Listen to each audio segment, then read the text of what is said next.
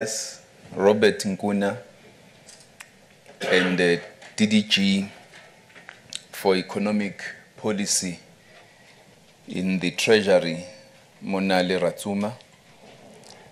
The Director General of the Treasury is not available today. He's attending he has a family bereavement.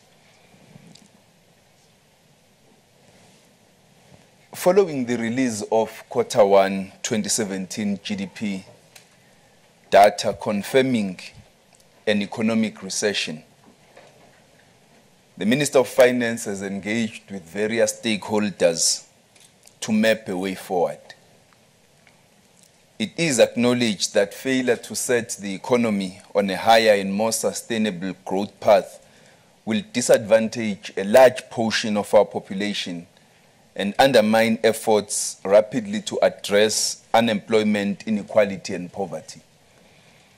In our engagements with various stakeholders, several major concerns were raised, including continued slow growth, the recession and the potential impact to the fiscal framework, rising government debt, the state of state-owned companies and risks to contingent liabilities, and policy uncertainty and low business and consumer confidence. Government has been deeply engaged with the issue of low economic growth and the recession, analyzing its impact on social welfare and considering an appropriate response. There have since been several engagements in Cabinet and amongst the economic cluster ministers to craft an appropriate government response. The President hosted a meeting of several ministers on the 28th of June 2017. At the meeting, the President stressed the urgency of a coordinated response, and to this end, an agreement was reached on implementation timelines for key structural reforms related to the 9-point plan. These would support both business and consumer confidence, thereby laying the foundation for an economic recovery. Details of the key areas are listed in the table attached, which I will refer later. These interventions are the beginning of a response program that will be unpacked in the medium-term budget policy statement and the 2018 budget. The President will monitor and coordinate implementation to ensure the timelines are met. The Minister of Finance has also committed to exploring an economic support package within existing fiscal resources. The support package will be designed to enhance the 9-point plan structural reform program and will depend on the government's ability to find resources through reprioritization from areas of slack towards areas with higher potential for growth and employment. Any support package will be dependent on progress in implementing these interventions. At the medium-term budget policy statement, we will be able to more comprehensively speak to our economic outlook and growth prospects. It is critical that we go into the MTBPS having demonstrated progress in unlocking growth. We've made progress on resolving electricity constraints and improving labor relations and the ease of doing business. The global economy presents opportunities, including growth in some of our major trading partners, a recovery in commodity prices, and strong capital inflows into emerging markets. Let's take advantage of these opportunities. We also call upon all social partners to engage proactively on practical initiatives to bring about inclusive growth and economic transformation. We need all our collective leadership, initiative, imagination, and ingenuity. Achieving the NDP's Vision 2030 requires all of us to find common cause for the sake of all South Africans. Now, there are 13 action points that we announce in this regard, as I have indicated earlier, to support both business and consumer confidence and lay the foundation for an economic recovery. To start with fiscal policy. Now, what we have done is to identify these action points, develop action items under each one of them in detail, attach alongside each action item a responsible minister and timelines by which this must have been delivered. Starting with fiscal policy, we must finalize a sustainable wage agreement, and the responsible minister is the Minister for the Public Service and Administration. That must happen by February 2018. You will all know that this is the year for public sector wage negotiations. The second action item is finalizing the infrastructure budget facility,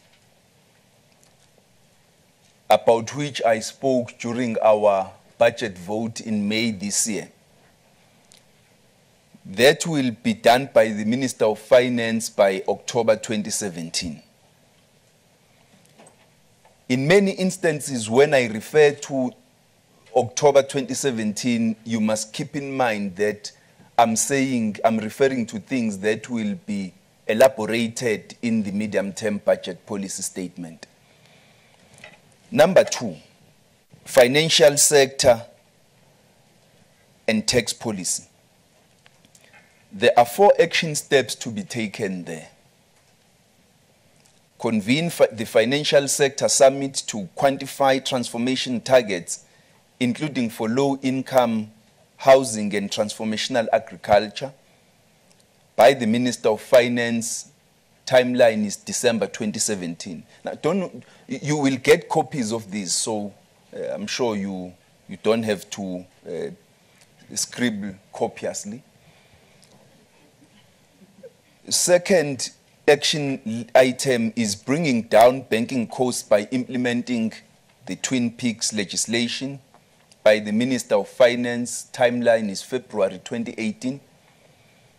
Work with DTI on targeted debt relief for the most vulnerable, for example, in cases of reckless lending. That is by the Minister of Finance. The timeline is February 2018. And introducing microinsurance framework and review cooperatives bank framework by the Minister of Finance, February 2018. Number 3, leveraging public procurement. There are 3 action items under that. Implement the amended PPFA regulations by the Minister of Finance, July 2017. That's been done. Finalize the public procurement bill by the Minister of Finance. We expect that to be done by March 2018. The bill will now be released for public comment, and it will go through the necessary processes, taken to Parliament, to the Standing Committee on Finance, be discussed, taken to Parliament for the National Assembly for debate, second reading debate. We hope that will be done by March 2018. And thirdly, finalize complementary government fund. A complementary government fund aimed at financing SMMEs in startup phase. That is by the Minister of Small Business and Cooperatives Development. We expect that to be done by February 2018. Number 4, recapitalization of state-owned enterprises and government guarantees. There are 5 action items under that. 5.1, continue engagements on framework for the disposal of non-core assets. by the Minister of Finance. Timeline is March 2018. Conduct a detailed audit of non-strategic assets of state-owned enterprises aimed at strengthening the SOE balance sheet by the Minister of Finance by March 2018. Finalize recapitalization of SAA and the South African Post Office by the Minister of Finance, August 2017. Reduce the issuance of government guarantees, especially for operational reasons. That is the responsibility of Cabinet by October 2017. You will remember in this regard that I have raised concerns that the government guarantees, we need to strategically use them, utilize them to support infrastructure investments and capital expansion rather than to finance operations and losses and inefficiencies in the SOEs. And we must determine the consequences of SOE non-adherence to the guarantee conditions. That is the responsibility of government by October 2017. Number 5, broader SOE reforms. There are 6 action items arising under that heading. We must implement private sector participation framework by March 2018, that's the Minister of Finance. Implement the remuneration framework, the Minister of Public Enterprises, by March 2018. Finalize the board appointment framework by the Minister of Public Service and Administration by March 2018. This is quite important to establish standardization across the SOE environment, regardless of which department is a shareholder department, to ensure that we all have a common and standard understanding of the procedures for appointments of boards, as well as the term of office of board members, the standards we expect of board members, how they get appointed, how they get evaluated and assessed. We must table the draft shareholder management bill. That's the responsibility of the Minister of Public Enterprises. We expect that to be concluded by March 2018. The bill has been finalized for public comment, and it will soon be released for public comment. And then after that, it will go back to Cabinet for final approval in order to be referred to the National Assembly. Then we must implement a framework for the determination and costing of developmental mandates of state-owned enterprises. That's the responsibility of the Minister of Finance by March 2018. And we must approve the terms of reference for implementation of the Remuneration Standards Oversight Committee. That is the responsibility of Cabinet by September 2017. Action 6, private sector participation framework. We must engage other departments on PSP framework by the Minister of Finance, July 2017. We must provide broader guidance on sectors or asset classes for public sector participation and decide whether sector-specific PSP frameworks are needed. That's the responsibility of all shareholder ministries by October 2017. We must present potential projects for PSP to line departments, technical task team and interministerial committee. That is by all state-owned enterprises by November 2017. We must approve PSP projects as outlined in the governance framework proposed in the PSP framework. That is again the responsibility of all shareholder ministers must be done by March 2018. And we must include PSP projects in shareholder compacts and corporate plan for subsequent implementation. That is the responsibility of all shareholder ministers by March 2018. Action 7, coasting developmental mandates. We must consult other SOEs on coasting of developmental mandates. That's the responsibility of the Minister of Finance by August 2017. We must implement mechanisms to effect outcomes through corporate plans. That is by the Minister of Finance, timeline August 2017. We must roll out the template for inclusion in the 2018 corporate plans. The Minister of Finance, September 2017. And monitor implementation through quarterly reports and annual reports and corporate plans. Minister of Finance, March 2018. Action 8, energy. We must approach NERSA regarding ESCOM hardships. That will be the responsibility of ESCOM itself. Timeline is July 2017. We must develop the case for ESCOM soft support until tariff adjustment in 2018 and submit to Treasury and the ESCOM board. That is the responsibility of ESCOM. Timeline is July 2017. We must finalize the lowest cost integrated energy plan and integrated resource plan, taking into account extensive comments received during public consultation. That is by the Minister of Energy. The timeline is February 2018. Review the pace and scale of rollout under the circumstances of ESCOM hardships and overcapacity up to 2021. That is the Minister of Energy. Timeline is August 2017.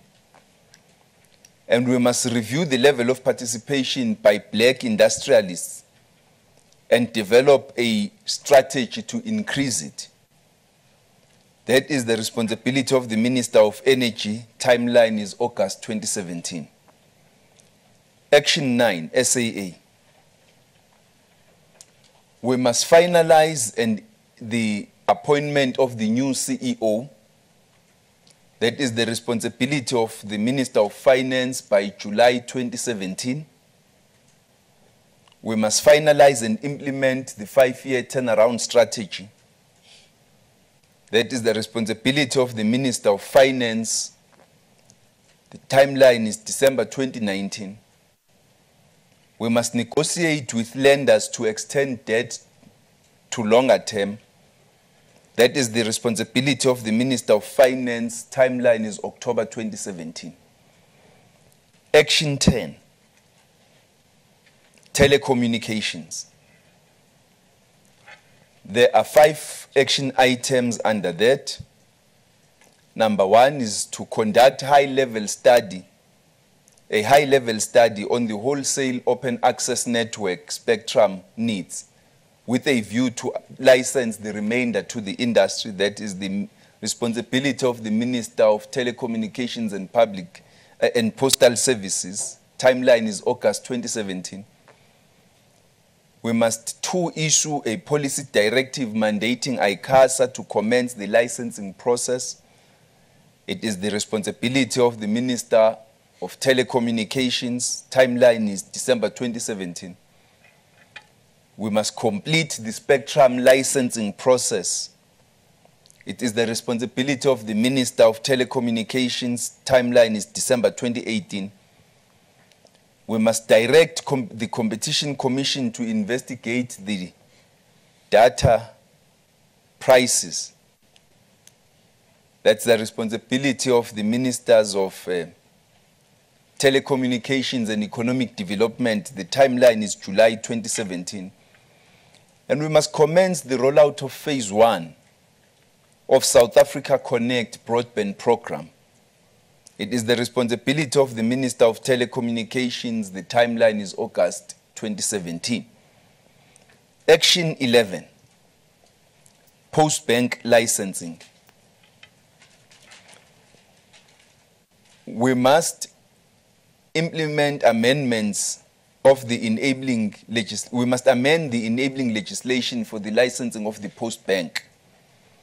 It is the responsibility of both the Ministers of Telecommunications and the Minister of Finance. Timeline is December 2017. Action 12, Minerals and Petroleum Resources Development Act Amendment Bill. We must finalize the MPRDA Amendment Bill in a manner that reflects the inputs of civil society, labor and industry solicited through the public consultation process. That is by the Minister of Mineral Resources. The timeline is December 2017. Action 13, Broad-Based Socio-Economic Empowerment Charter for the South African Mining and Minerals Industry. You will know that the charter has been gazetted by the Minister of Mineral Resources. And what we say is that there must be further engagements with civil society, labor and industry. Action 14, Regulation of Land Holdings Bill. We must table regulations, the regulation of land holdings bill in Parliament after processing by a multidisciplinary ministerial think tank, the NJSC and the NETLEC. It's the responsibility of the Minister of Rural Development and Land Reform. The timeline is 2017. It is important in relation to these 14 action points. I earlier made a mistake and said there are 13. In relation to these 14 action points, that we need to emphasize the principle of leadership, united action. During these difficult economic times, we need the unity in action and unity in purpose of all the relevant role players, and leadership particularly emanating from government, for us to be able to restore confidence in the economy and restore growth. All of these items that we have announced are drawn from the 9-point plan, and whilst they do not in themselves constitute an overarching economic recovery plan, they constitute, however, an important intervention to restore confidence, to demonstrate action, and that we have an action plan by which we as government are prepared to be held responsible. All of the ministers who have been mentioned in relation to this action plan understand the responsibility we jointly share to comply with our action plans and implement the action items, the details of which will, as you notice, be availed as the time goes on, so that we provide the necessary confidence and certainty to investors and the markets. The President will continue to play a coordinating role with regard to the implementation of these action plans. And as you know, it is important to re-emphasize that at the very heart of what we are doing in this regard is to focus on growth and transformation. And so the issues of transformation are critical to the steps we are going to take and the implementation of all these action plans. The medium-term budget policy statement will elaborate and give flesh and detail to some of these items. And the different sector departments will equally do so at the relevant times. we will be continuing to engage with business on this action plan so that they understand the steps we are taking in order to reignite growth to the economy. The National Treasury remains singularly focused on this important task at hand. Thank you very much.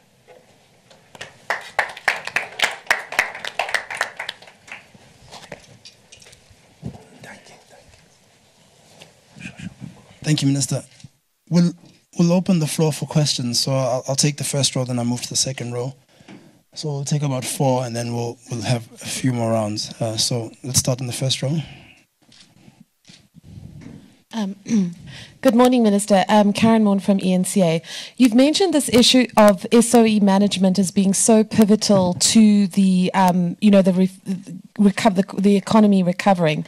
Yet your Deputy Minister is implicated in PFMI violations with regard to PRASA in a report from your own Chief Procurement Officer. A court now finding that he signed off on a deal that was essentially blatant fronting that disadvantaged black business people. You yourself, of course, with the Gupta leak emails, there are all kinds of aspersions about your involvement in people being appointed to boards who were blatantly unqualified, and you have dealt with that in the past.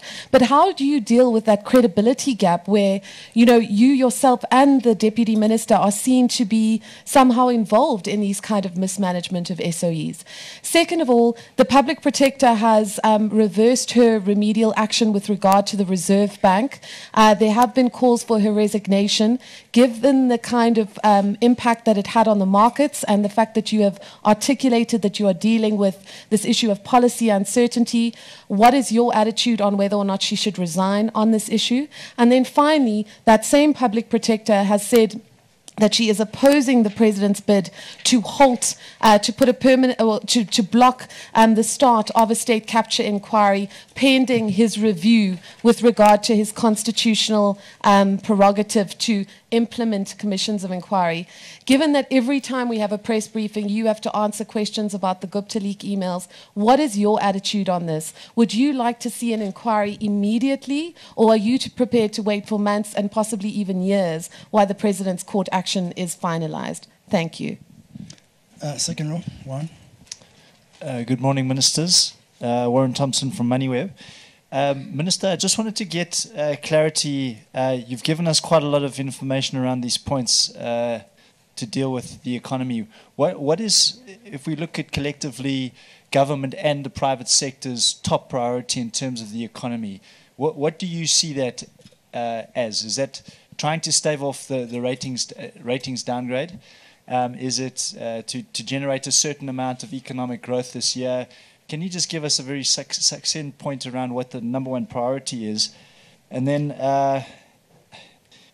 just to go to some of the detail that you've mentioned, I think instead of asking too many questions, I'll just stick to perhaps Eskom for the first point. You referred to soft support for the utility until there's been an adjustment in the tariff, I think. Could you just give us some idea what that means?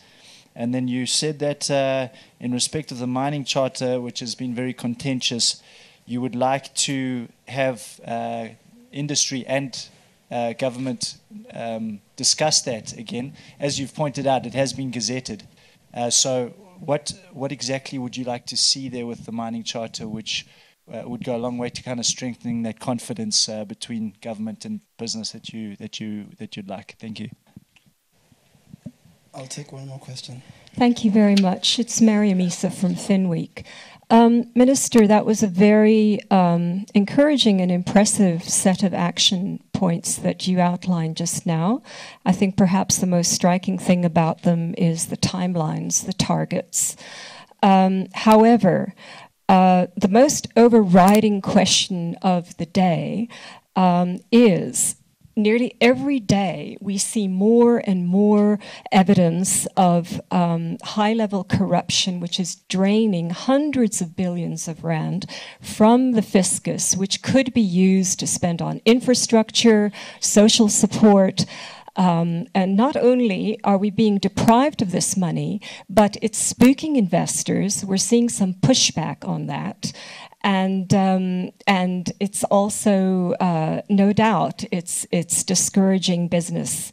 Do you really think that confidence can be restored amidst all these reports of corruption in very high-level deals?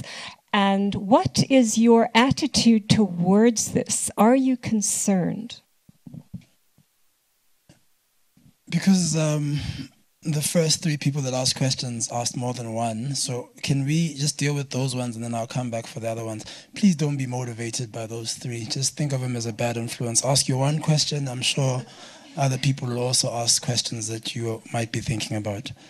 So I'll hand over to the panel to deal with those. You can do it from there. You might. Yeah, it's fine. Thank you very much. Current, predictable questions. I'm sure whatever we have to talk about, you will ask the same questions. Until I get answers, yeah. Until you get answers that satisfy you, not necessarily answers.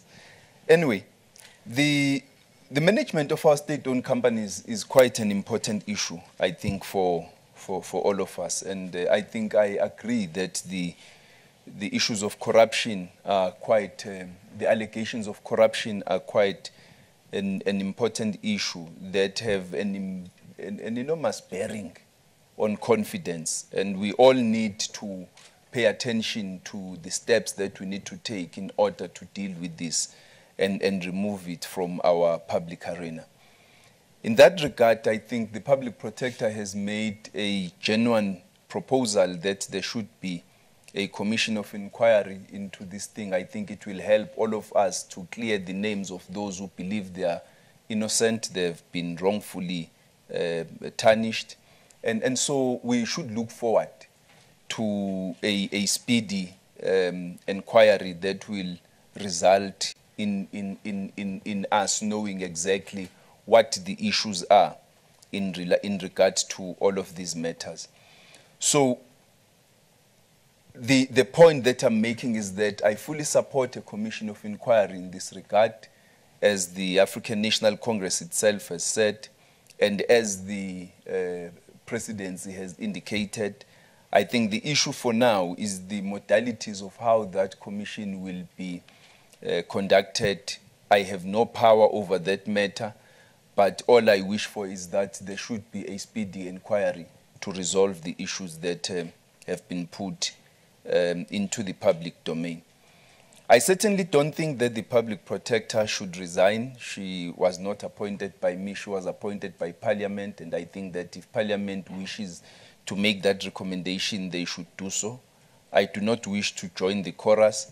I think it is only fair that the public protector should have said that if there are issues that she wishes not to contest in terms of the cases for the review of her report, then it can only be fair that she should make such a determination. And so those issues will be dealt with when the court process takes place. As I say, should there be a view in the National Assembly as the institution which appointed the public protector that she should vacate her position, then I think the National Assembly is the institution which can make that determination, certainly not me. My top priority, unfortunately in this regard, both the issues you raise are equally a top priority. To stave off any further downgrade, we need to take urgent steps. And I think what we are trying to demonstrate here is precisely that sense of urgency, an action-oriented intervention with clear timelines that bind us as to what we need to do in order to stave off any further downgrade, understanding the severe impact it will have on the economy. But secondly, to also achieve growth. I am mindful of the fact that the growth target for this year has been revised by the IMF first to 0.8 and re-revised to 1% during the Article 4 report. And I am keen that we should achieve a higher growth than we did last year as a solid platform for us to make a genuine effort towards achieving 3% growth, going up to 6% growth, and sustaining our growth levels at that high notch in order for us to fight unemployment, to fight poverty, to fight inequality. So both of those are a top priority. The issues of soft support for Eskom, the details of it are going to be unveiled as we move on. The department is working at an interim mechanism until the next tariff applications, and I think at some stage we will indicate. But what we are expressing is a deep appreciation of the weakening of the Eskom balance sheet, that the Eskom balance sheet is under pressure. And so there is an urgency for us to provide assistance so that they are able to continue implementing the capital build program and fulfill their mandate. So in the Department of Energy will unveil what are the interim mechanisms that are required in this regard in order to support Eskom until the next tariff application. With regard to the mining charter, the Minister of Energy has indicated that his doors remain open for continuous engagement around the issues which have been raised.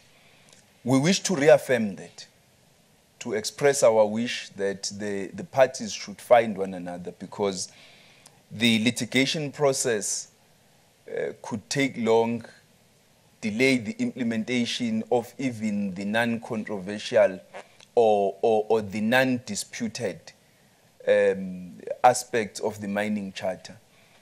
But we believe that the parties should continue to engage to find one another, because restoring confidence in the mining sector is important for us. The mining sector during the first quarter was an important contributor to the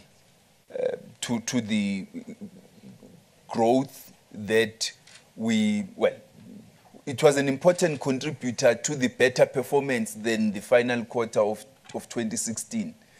And so both mining and agriculture are quite important at this present stage. And obviously we need to take further steps, even at the level of the CEO's initiative, to pay attention to other intervention areas such as tourism and so on, so that we can achieve a rebound in terms of economic growth.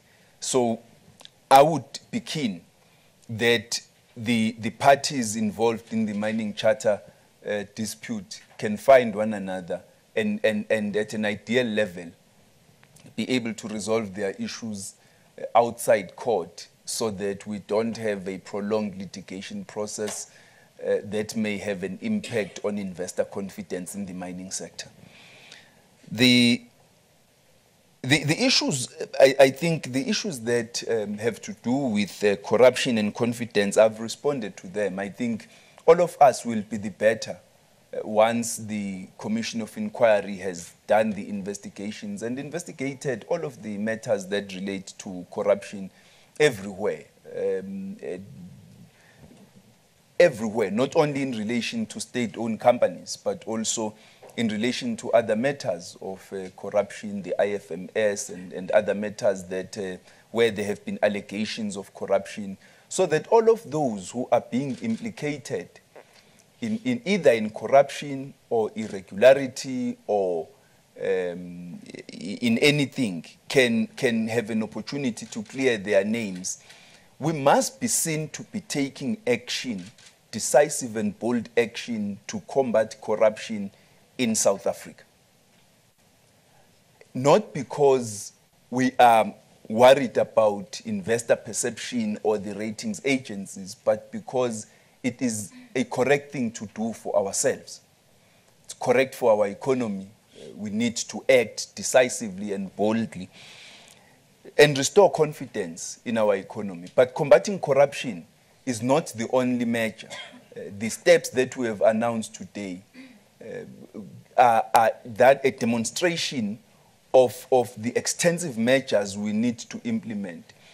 At its policy conference, the African National Congress both reaffirmed the 15 action point adopted at its Polokwane conference, which included, among others, fighting corruption, and the 6 further action points adopted in Mangaung. So everywhere, there is that commitment that we need to do all in our power. And I think the measures that government is taking in terms of SOE reforms, the shareholder management bill, streamlining the appointment of the boards of state-owned companies, costing their developmental mandate, implementing stringent measures to deal with the governance of state-owned companies, all of them are aimed at ensuring that we restore credibility in how our state-owned companies are managed. And I think it's quite an important step to take for us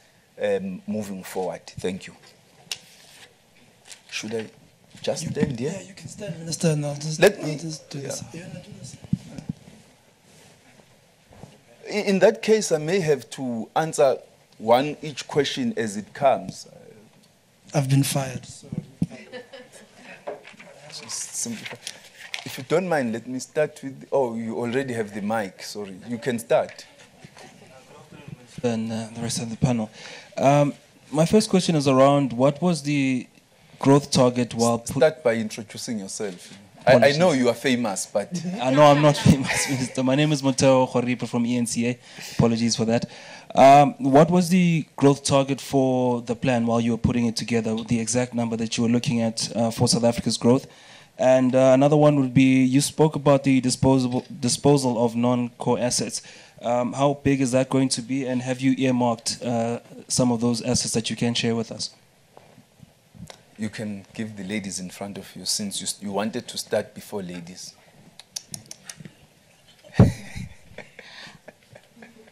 So you can continue. My name is Kelden Omo from ANN7. Yes. Minister, just wanted to ask you, the ANC in its recent policy conference, you all accepted that radical economic transformation is the way forward for the country, but we did not see that many private companies that participate, especially in one of the breakfast briefing where we saw Investec chair Stephen Kosev, he was one of the participants, not very keen in the transformation pace in order to speed up the transformation pace.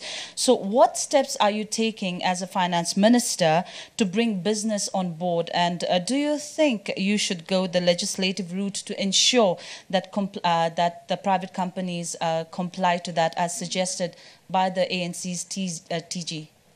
Thank you. Hi, Minister. Slee from Jacaranda FM. I just wanted your thoughts on Oak Bay deregistering from the JSE. Do you think that will have any effect on the IDC? As well as in your 14-point plan, I didn't hear anything on maybe dealing with monopoly capital or white monopoly capital, as well as land reform. Thank you. So, Arabile? Good morning, Minister. Arabile Kumete, Bloomberg News. just 2 points. One, you speak about the finalization of the CEO appointment for SAA, and that is happening this month. I'd like to jump the gun on that one and ask if, one, if there's a name that's been put forward, two, when exactly we make an announcement regarding that. And my second point is South Africa relies heavily on international flow of funds, and in that regard, have you made have you had communication with international investors, the likes of the ratings agencies, before putting this plan together, or is it just a purely South African made plan? Thank you. Can I take these four hands, and then I'll come to you. I'll come to the left wing. Let me deal with the right wing first, and ask if Minister Kwele would like to answer some of the questions, and give him the opportunity to do so if so. Yeah. Oh, yeah, that... Excuse me. Thank you, Minister. Very briefly, on the issue of transformation of the economy, I think there is a general consensus that we should open up the economy. Where there are monopolies, we should put policies, or as a last step, we put then legislation. And that's why we, for instance, if we check in our sector, in the telecommunications sector, we had a policy which was open up access to spectrum, which is a lifeblood of the telecos which are operating in South Africa. But the challenge is that we only got 6 licensees out of about 400 companies which are operating here. So that's why there was this open access network. But because we are facing extraordinary situation, we've been engaging with the industry as a whole, and that's why we came to the decision that, okay, while we have this open access network, and because the companies have been investing quite significantly in the telco industry, just in 1 year it jumped from 22 billion to 28 billion. So it's quite significant in view of increasing investment in the LTE networks, for instance, which are the 4G networks, whether we still need all the spectrum to be allocated to open access wireless network. It was in that respect through those engagement, continuous engagement with the industry, because we don't want them to stop investing while we're dealing with these key policy issues. I think it is in the same vein, whether you're talking of land, where there are concentration, whether you're talking about financial sector, is to set up clear policies which should be understood by everybody, and also have some flexibility enough to deal with the current and pressing issues which are facing the industry, so that they can continue to invest in our economy. As Minister Gigaba has said, the key element is to continue with growth. But that growth must be inclusive, because if we have got quite a number of people who are capable, who are not actually participating actively in the economy, so we are having a huge spare capacity which is not contributing enough. In South Africa, we have got a huge informal sector, which is not formally counted in our economy. The issues of financial inclusion, the minister is talking about, the reforms we're putting, is to try and make sure that the people who are operating their small businesses, they are part of the formal economy. So those are some of the things I just wanted to add. Thank you, Minister. Thank you very much, Minister. Motheo, there isn't a new growth target for this action plan. We're still working on a 1.3 growth target, which we announced at the budget this year, taking into consideration the IMF's revision to downwards to 1. And depending on where you look at it, either they've revised our target downward to 1, or they revised theirs upward to 1 from 0.8. So there isn't a new growth target, and I think at the medium-term budget policy statement, having done our modeling with the South African Reserve Bank and Treasury and SARS, we will then make an announcement as to what is the target revision, whether we are maintaining the 1.3 target or we are also revising it up or downwards. But quite clearly, the economy is strained, and we need to brace ourselves for economic times ahead. And we must be quite clear and that we need to work quite hard, all of us together, to restore growth in the economy. The non-core assets, as we say in the statement, the non-core assets are going to be identified. We are going to do an audit of what should be regarded as non-core assets, both among as well as within the state-owned companies, so that we have an extensive discussion of that audit at the level of cabinet. Because you want, when you implement that program, not to solve one problem of strengthening the balance sheet of state-owned companies and the balance sheet of the country, but create social instability. So we need to have extensive consultation, but what we commit to as the National Treasury is that we're going to do an audit and have an audit done by March 2018, so that there could be a discussion in cabinet and a way forward provided. With regard to radical economic transformation, look, I was not making a policy statement. And so I wasn't going to talk about whether there is radical economic transformation or the debate whether RET is inclusive growth or whether they detract from one another. What we are just dealing with are certain action steps. And that's why it was important for me to start my presentation by indicating that we have engaged various stakeholders, the ratings agencies, domestic and international investors. We've listened to the issues they have said. We have detailed the issues emanating from the investors and the ratings agencies into these 14 action points, out of which we have developed this action plan. Whether, therefore, you will need, I mean, in the first instance, even at the level of the ruling party, the radical economic transformation is being discussed.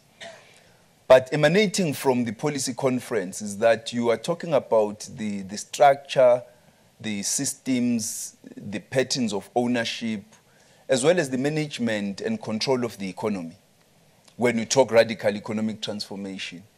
And therefore, nobody should have a fear that talk of radical economic transformation means either an implementation of reckless policies or a shift towards populist programs.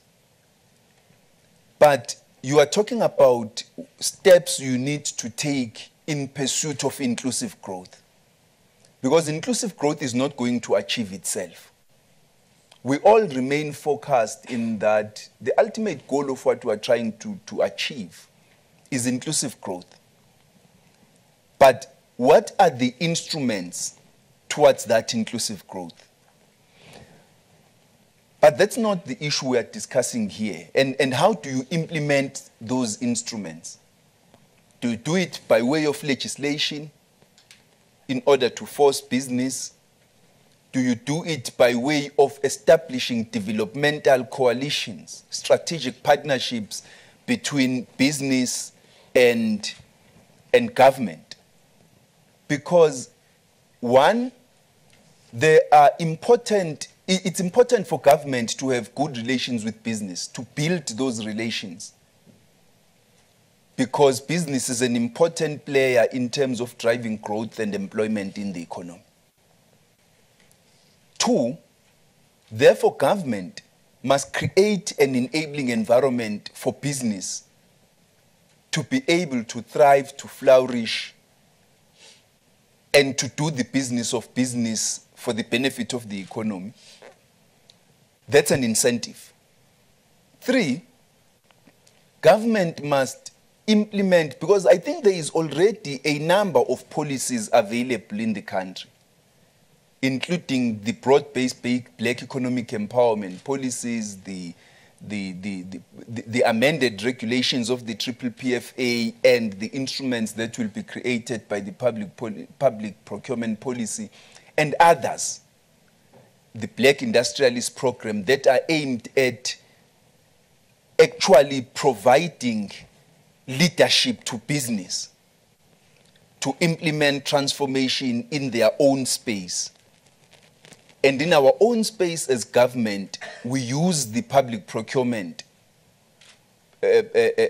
package, this ballpark figure of about 800 billion rand, in order to localize, to support the growth of the SMMEs, to intervene in a way that ends duality in the South African economy, so that you can integrate what is regarded as the second economy, your informal economy, your informal townships, your rural areas, you integrate them into the mainstream economy and into the global value chains.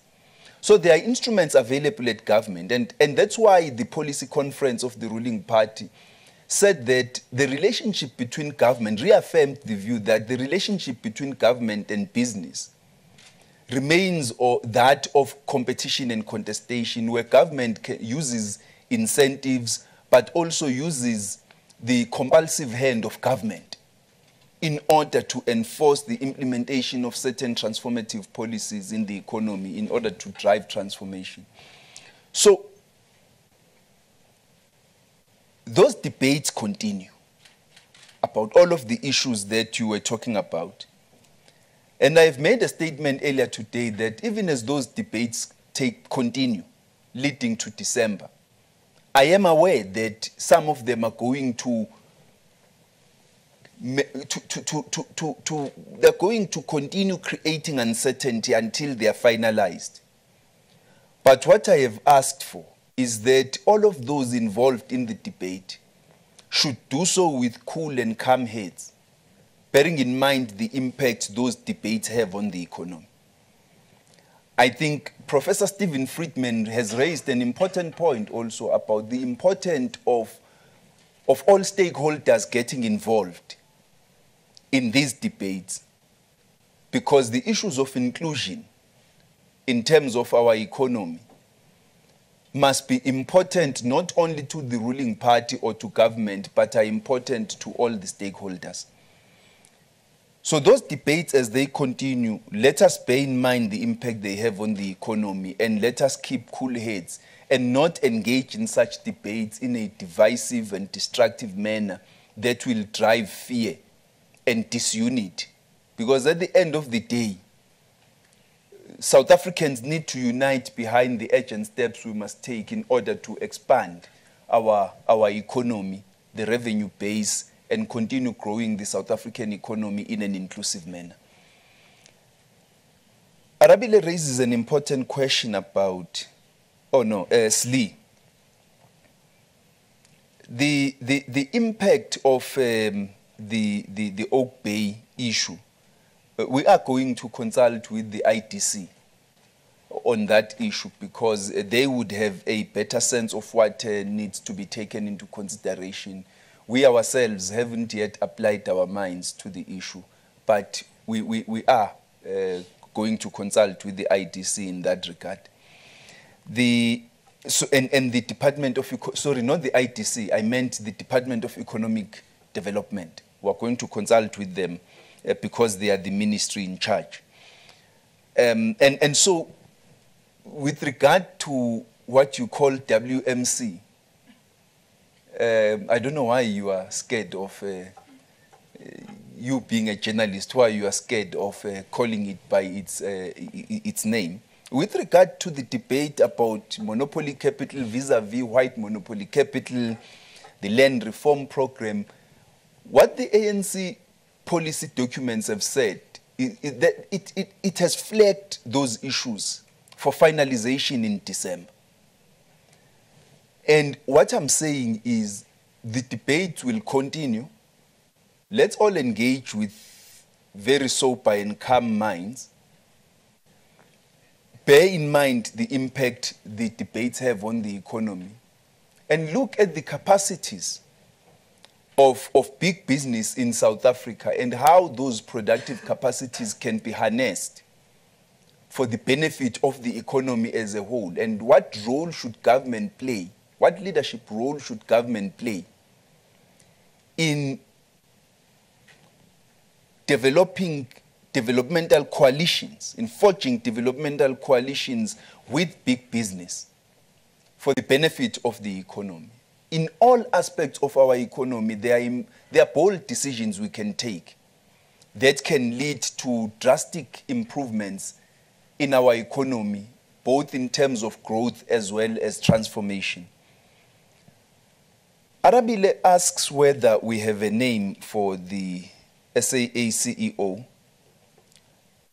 I presume the board has made a submission, having followed the process. Having followed due process, they've made, okay, I'm not presuming, I know for a fact. Having followed due process, they have made a submission to me and stated their preferred candidate. I have applied my mind, prepared a cabinet memo, submitted the memo into the cabinet process. So the next cabinet meeting should finalize the matter and we announce the name.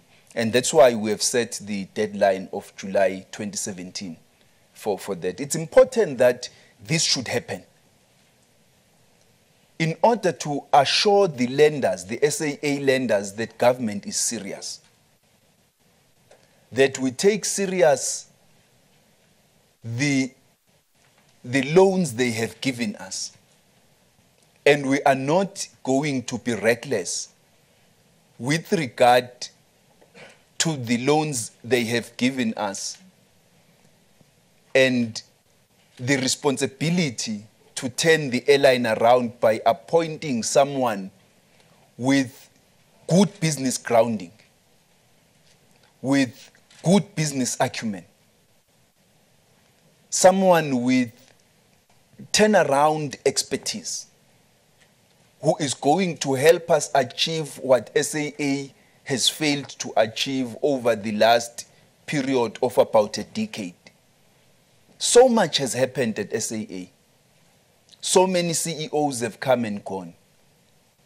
None of them has stayed long enough to achieve what is possible.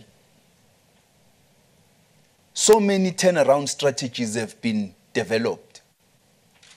So much money has been invested into the airline in the form of guarantees and bailouts. A point must be reached when we no longer continue to give our public resources to the airline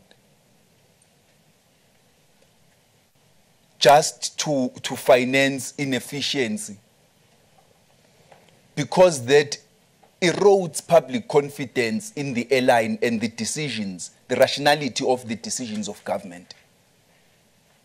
We need to appoint a CEO with experience in managing companies of this size. And therefore we will grab the bull by the horns and make of SAA what all South Africans wish it could be. At the end of the day, South Africans believe they should have an airline. We are on the southernmost tip of the African continent. We are far away from the transport hubs in the north of Africa, at that nexus between the north of Africa and Europe. And so we need to take serious the responsibility we have towards the airline. And so we've considered, we've applied our minds very well as to the submission that the board has made and the reasons why we should take the steps that we are recommending to Cabinet.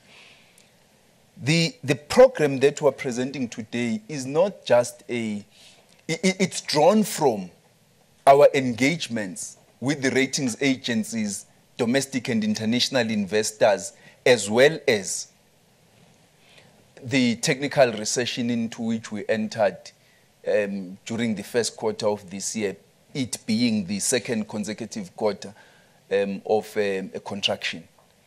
So we've heard the issues they have raised. We've applied our minds as to what we need to do in order to restore our investment grade over a period of time, to stave off any further downgrade and to reignite growth in the economy by boosting confidence and investments. So we had made a commitment, though they don't know the detail, but we have made a commitment that we would develop this action plan. We would then make it public so that everybody knows this is what we have committed to by which time.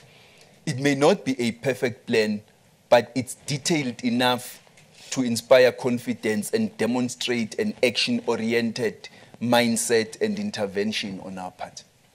Sure. Then let me go to the last round. No worry. No, just those two hands, and then we'll speak to you guys on the sidelines. And there's a third hand right there at the back. Fourth hand. Oops.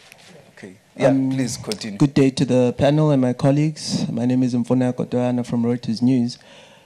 I wanted to ask Minister, a week or so ago, you said that we might have to seek outside financial help if the economy does not recover.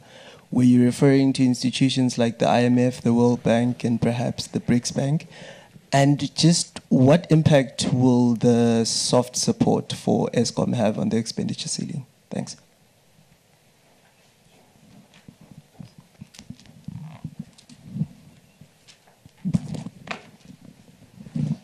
Janice Roberts from Money Marketing Media 24.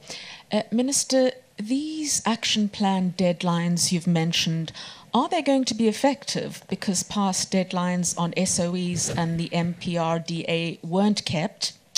And then this 1.3% was presented as a growth forecast, but now you've said it's a growth target. Could you please clarify? There were two other hands right up there. Thank you. Tabile Oka, economist at Argon Asset Management. Minister, when any economy goes through reform, what tends to happen is that GDP slows. So you seldom have or rarely have economic restructuring or reform at the same time as economic growth. And I see that according to our forecasts, we're expecting growth.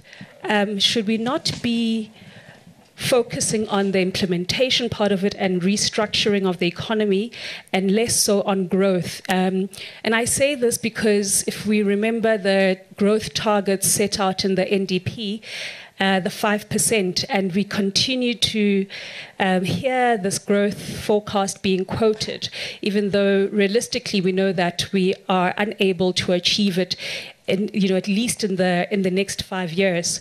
So I just think that it's a dangerous precedent to have a growth target when we are going through economic reform, because typically you don't expand during a reform period. Minister, that's not a journalist. So can we just really wrap it up? That's the last question. Minister, it's Thando Kubega from Eyewitness News. So my question has to do with the political noise that we're currently experiencing, particularly the fractions within the ruling party and calls for President Jacob Zuma to resign by members of your own organization. Do you think that this helps in instilling the business confidence that you're working towards? Thank you very much. Monale will deal with two questions, and then I'll deal with the last two. Yes. Should I? Yes. On growth target versus forecast, it is a forecast. I mean, it's really neither here nor there, right? When you put a number, that you believe is attainable, and in itself then becomes an aspirant target. But I think just to give it context, this is a number that we said we may achieve. This is at the time of the budget in February. I mean, a lot has happened since. I think one has to acknowledge that with the first quarter GDP numbers, it looks more likely that we may underperform the 1.3. So I think that now contextualize the conversation that we are having today on the urgency of having to find some measures that begin to at least path us on the way up. The point that Tabi is raising, I think, is spot on. I think globally, the minister just returned from the G20. Many countries are stuck in what has been a very low growth environment, and the appreciation has been that both fiscal and monetary policy have run out of room, and there's an appreciation that if we are to get ourselves out, you need some structural reform intervention, micro reform interventions broadly, and that becomes a way through which then you are able to release some of the bottlenecks within the economy. Unfortunately, you don't have the luxury of thinking that you can leave it to structural reforms, given that in themselves they take quite a bit of time to really kick in. You need a program that can also give some impetus for the economy in the much more immediate term, and I think that's where we bring in consideration for the economic support package as a means through which we're thinking that we may be able to give an injection and kickstart the economy in the more immediate term, and the structural reforms becomes now a much more medium-term, long-term program that gets us into a much more higher growth trajectory. And understanding very well that the two concepts are mutually inclusive and reinforcing. It will be very difficult to get much value out of an economic support package if your structural reforms are not in place and are not completed. So those have to essentially run concurrently. Thank you very much. The question, Funego, you asked is, if we don't, the point, where is Funego? Oh, sorry, man, I'm still looking at the right wing. The point that I was making was that if we don't act with urgency, if we don't recognize that the economy needs all of our efforts and our united efforts, if we don't recognize that we need to act with urgency in order to restore growth in the economy, and I even added at the time that if the economic indicators in the foreseeable future continue to disappoint, we may find ourselves unable to meet our budget targets and having to seek assistance. Obviously, we're not there yet, but it is a stark warning. And that's why we're responding in this fashion and expect that we will all abide by the timelines we have agreed to. And the President has indicated to us that he is going to coordinate this action himself to ensure that we do what we have committed to doing and stick to the timelines that we have said we will stick to. A lot of detail needs to come out of the issues that we have raised in the coming months, but it's quite important that we take serious the state of our economy and the need to restore confidence and to get the economy going. I take into consideration the issues Tabile is raising. Tabi is raising because we are not just growing, we're also restructuring. And that in itself has got an enormous impact on what we do and how we achieve the targets, or on the targets we set ourselves and how we achieve those targets. But obviously, there is a number of things that we need to do, and we need to do urgently and do right in order to get the economy on a positive path. The ESCOM support, whatever we do now, must not and will not breach the budget ceiling. It must all be within the ceiling that we have set. Because if we breach it, we will be introducing a massive credibility crisis for the budget and for the country as a whole and the economy. So whatever is done will be within the budget ceiling. Will the deadlines be effective? Yes, they will. And we need to work very hard. The Treasury will play its part in monitoring this and providing assistance to the presidency in terms of monitoring both the Treasury and the Department for Performance Monitoring and Evaluation, so that we report timeously to Cabinet about the implementation of these programs, the compliance with the timelines we have set. It also does mean we need better collegiality.